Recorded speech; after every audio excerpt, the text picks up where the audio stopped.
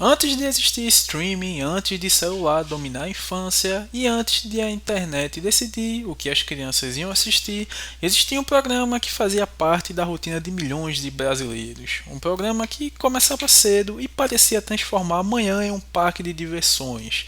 Telefone tocando ao vivo, crianças gritando no auditório, apresentadores carismáticos, brincadeiras malucas e desenhos que marcaram a geração inteira. O nome dele, Bom Dia e Companhia.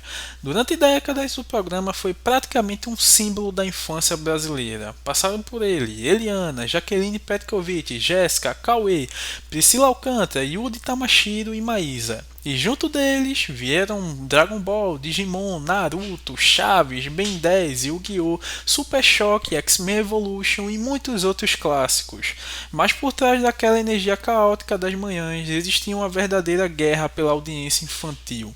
Uma disputa feroz entre Globo, SBT, Record e até canais pagos. E mesmo sendo um fenômeno, Bom Dia e Companhia também acabou sofrendo uma queda inevitável.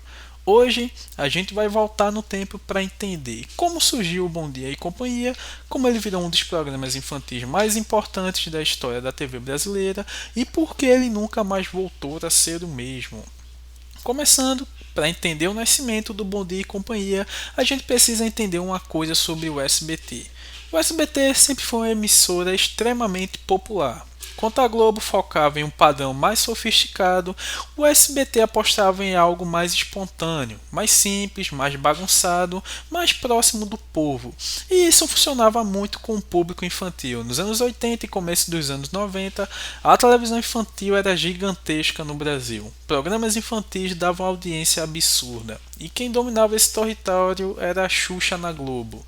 Só que o SBT queria competir e Silvio Santos sabia exatamente qual era o caminho: achar novos rostos carismáticos. E foi aí que surgiu uma menina chamada Eliana.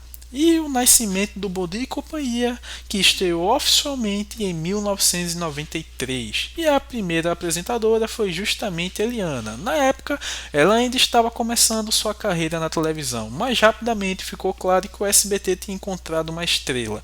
Eliana tinha uma energia perfeita para a TV infantil. Cantava, brincava, conversava com as crianças, fazia jogos ao vivo e criava uma sensação de proximidade absurda.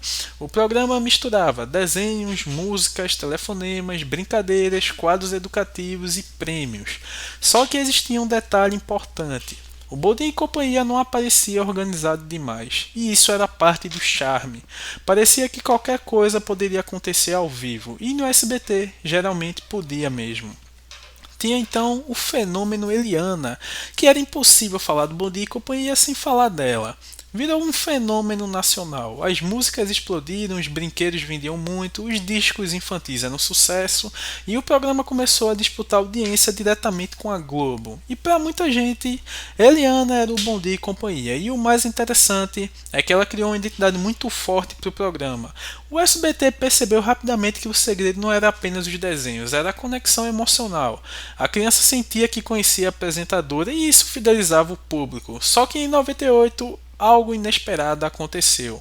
Eliana saiu do SBT e foi para a Record.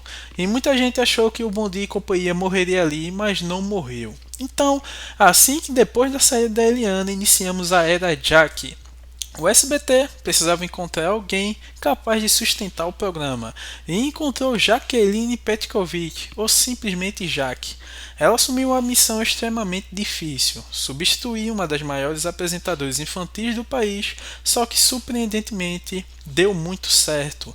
Jaque trouxe uma energia diferente, mais espontânea, mais caótica, mais engraçada. E para muita gente, essa foi a melhor fase do Bom Dia em Companhia.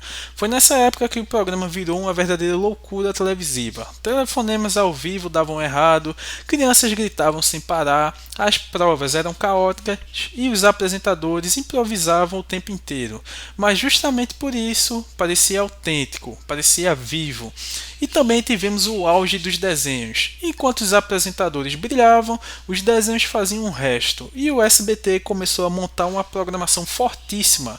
Pokémon virou uma febre absurda. As crianças corriam para assistir. Tivemos também Dragon Ball, que teve um enorme impacto, Digimon, Yu-Gi-Oh!, Super Choque, Ben 10, Clube das Winx e, claro, Chaves, que virou patrimônio cultural brasileiro. O Bom Dia e Companhia tinha uma vantagem importante. Ele parecia mais livre que a concorrência. A programação mudava muito, os horários eram caóticos, mas isso criava surpresa. Você ligava a TV sem saber exatamente o que encontrar. E isso deixava tudo mais divertido. E tivemos aqui Yuri, Priscila e a era dos telefones. Se existe uma fase que virou meme eterno na internet, foi a era de Yuri e Priscila. Simplesmente é hora de brincar. Foi a frase que entrou para a cultura brasileira e também as músicas que o Yuri cantava, como 4002-8922. É o funk do Yuri que vai dar PlayStation 2. E o programa virou uma mistura de game show com desenho animado. As crianças ligavam para ganhar videogames, MP3, um bocado de coisa na época que eu não tinha e provavelmente você também não. E aí surgiram momentos completamente aleatórios, ligações mudas, crianças chorando, trote, gente desligando sem querer e apresentadores claramente cansados tentando manter a energia. Só que isso acabou virando parte da identidade do programa. O caos era um entretenimento e, ironicamente, foi essa fase que fez o Bom Dia e Companhia explodir novamente na internet anos depois. Virou meme, nostalgia e tem um monte de compilado no YouTube. Até que a chegada da internet e o começo da queda. Mas assim como aconteceu com a TV Globinho, o mundo começou a mudar. A internet ficou mais rápida, o YouTube cresceu, os DVDs perderam espaço e as crianças começaram a consumir conteúdo sob demanda. Agora elas não precisavam mais esperar o desenho passar na TV. Além disso, os canais pagos dominaram o conteúdo infantil como Cartoon Network, Disney Channel, Disney XD, Nickelodeon, tudo com programação 24 horas por dia. O SBT começou a perder força nessa disputa e havia outro problema.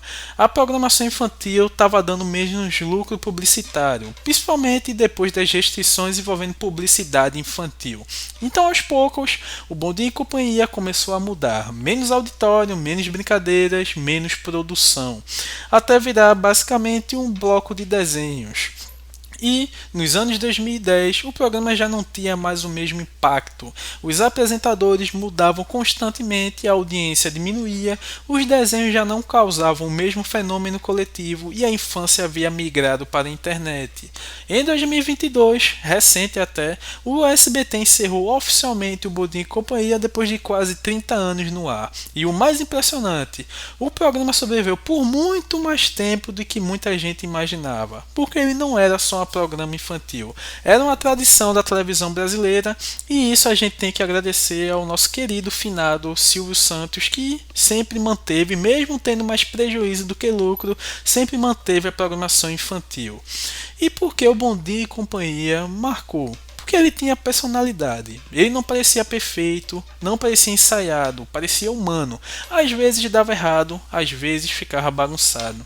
Às vezes o telefone falhava, mas justamente isso fazia parecer real. E diferente da TV Globinho, o Bom Dia e Companhia defendia muito dos apresentadores. Cada fase tinha sua própria identidade. Para algumas pessoas, o programa é a era Eliana, para outras é a era Jaque e para muita gente, inclusive eu, é Yudi e Priscila. E isso mostra o tamanho da longevidade do programa. Hoje, o Bom Dia e Companhia virou uma cápsula do tempo, um retrato de uma época onde a televisão infantil ainda dominava a rotina das crianças brasileiras. Ele revelou apresentadores, popularizou desenhos, criou bordões eternos e fez parte da infância de milhões de pessoas. Talvez seja impossível trazer aquilo de volta, porque o mundo mudou, mas a memória ficou. E sempre vai existir alguém que escuta Bom Dia e Companhia ou 4002-8922 e automaticamente lembra do barulho da televisão de manhã antes da escola. Bom Dia e Companhia acabou, mas deixou uma marca que vai muito além dos desenhos. Ele representava uma época mais simples, uma época onde ganhar o videogame por telefone parecia possível, onde assistir desenho de manhã era o melhor momento do dia e onde milhões de crianças brasileiras compartilhavam exatamente a mesma experiência ao mesmo tempo.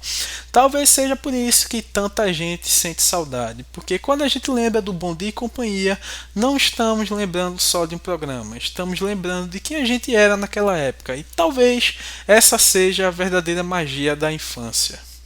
E aqui eu vou deixar os meus desenhos favoritos que passavam no Bom Dia e Companhia e quero que você comente aí quais eram os seus.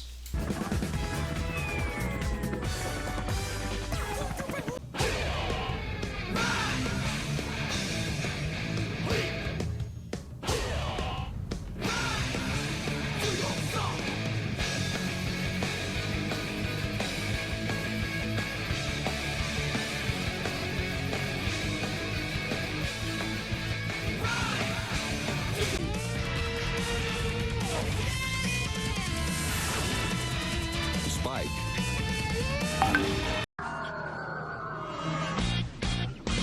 A história começou quando um relógio esquisito gritou. Get twisted, it's superhero gifted. Bell ring, back in school. Nobody.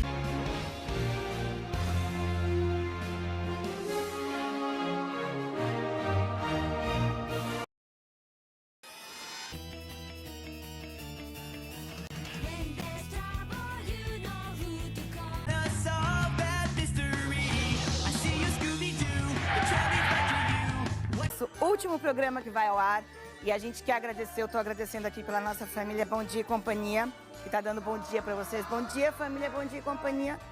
E a gente agradece muito pelo recebimento de vocês, na casa de vocês, comigo, né, por 6 anos e com todos nosso elenco aí de apresentadores do Bom Dia e Companhia por 30 anos e é isso que temos para hoje. Muito obrigada, que Deus abençoe a todos vocês.